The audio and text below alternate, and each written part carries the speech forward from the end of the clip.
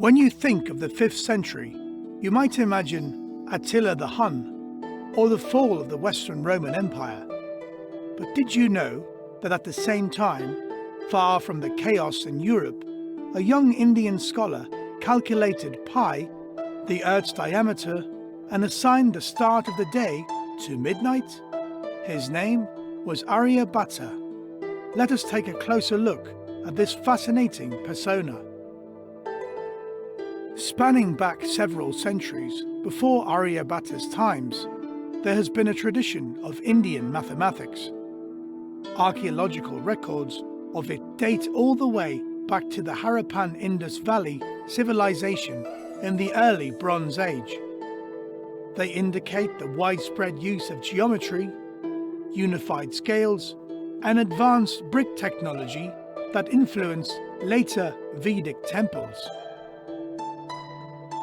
From 1500 to 500 BC, the Hindu civilization arose after the influx of tribes of Indo-Aryan origin from the Iranian plateau. The mixture between the religion of the new arrivals and the culture of the Harappan people led to the Vedic geometry that focused on the construction of sacrificial and fire altars. Between 500 BC and 400 AD, the culture of the altar sacrifice declined with the rise of new philosophies such as Jainism and Buddhism. This shifted the scope of mathematics from having a primarily religious to a more philosophical focus.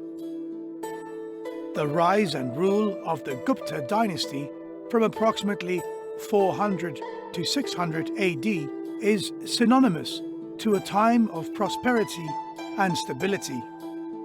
This extraordinary time saw the flowering of the Indian civilization and advances in science, philosophy, medicine, logic, grammar, and literature. Aryabhatta himself lived at the end of the 5th and the beginning of the 6th century and was therefore part of this golden era. With his radically new ideas about the world and the universe, Aryabhatta was one of the first Indian scholars to vigorously challenge the dogmas of traditional Vedic Brahmanism. Sadly, we know nothing about his subsequent life. Even about his birthplace, there is widespread debate, with theories ranging from places in the south all the way to the northeast of India. All we know is that some point in his life, Aryabhatta lived in Kusumapura near Pataliputra, modern-day Patna. The city was, at the time, the capital of the Gupta dynasty. Here he composed at least 2 major works, the Arya-siddhanta, c. 499, and the now lost Arya-siddhanta. He was only 23 years old at the time. His surviving first work, the Arya-siddhanta, was particularly popular in South India, where numerous mathematicians wrote commentaries on it over the ensuing millennium. His second work, the Arya-siddhanta, circulated mainly in the northwest of India and had a profound influence on the development of Islamic astronomy. It is one of the earliest astronomical works to assign the start of each day to midnight. His works spread westward, where he was known to Arabic Muslim scholars as Aryabhatta and to the Europeans in the Middle Ages as Arduberius. Let us dive into Aryabhatta's surviving work to understand why his findings were so revolutionary for his time. In the field of mathematics, Aryabhatta gave detailed descriptions on trigonometric functions.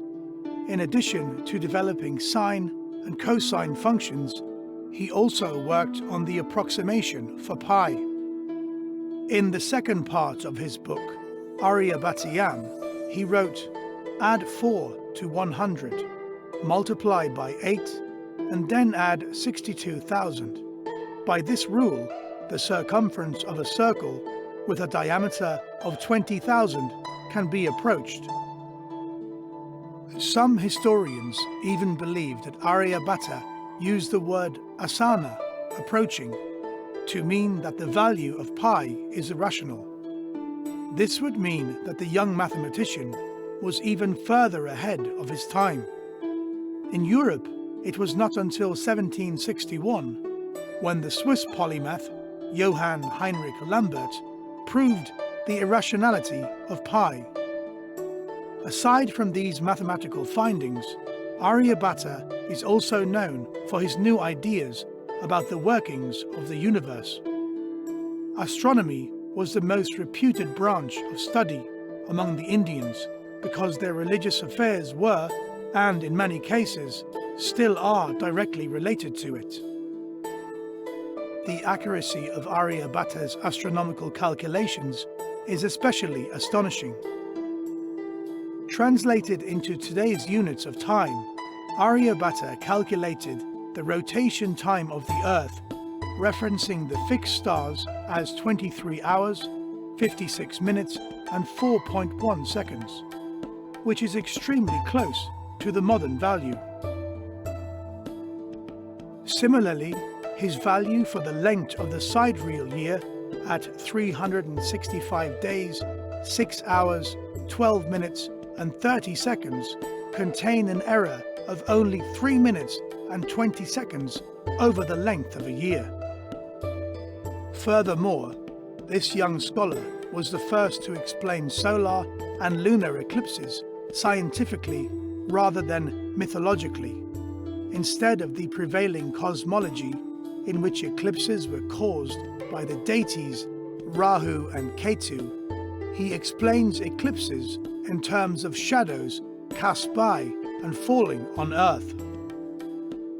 Although Aryabhatta's genius in his field was recognized, his views were criticized by Indian scholars in his lifetime and subsequent centuries.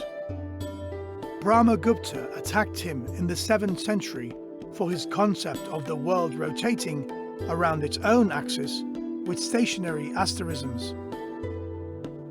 Thanks to the ensuing school of mathematical thought in southern India and the Arabic translations, Aryabhatta has not been forgotten, despite the controversy surrounding and the subsequent purge of his works in northern India.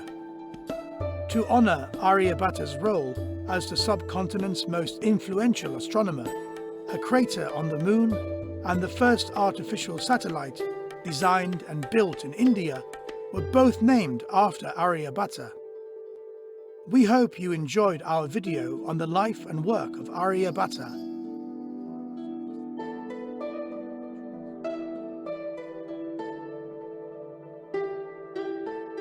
Hello lads and lassies, I just wanted to say thanks a million for watching my videos, and if you could do me a big favour mate and hit that subscribe button down there in the bottom right hand side, that would be like totally awesome dude, because my channel has like loads of different accents and like voices on it, man. It ain't exactly rocket science now, is it?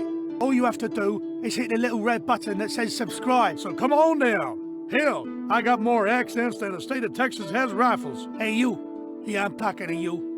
If you're looking for any voiceovers or voice acting, with 40 different accents, all you gotta do is go to Fiverr.com and find me on the JP Wright voice. Otherwise, you're gonna be with the Gambino crew and sleeping with the fishes. Aye, and don't you forget, hit that resubscribe button down there on the bottom right hand side, hey.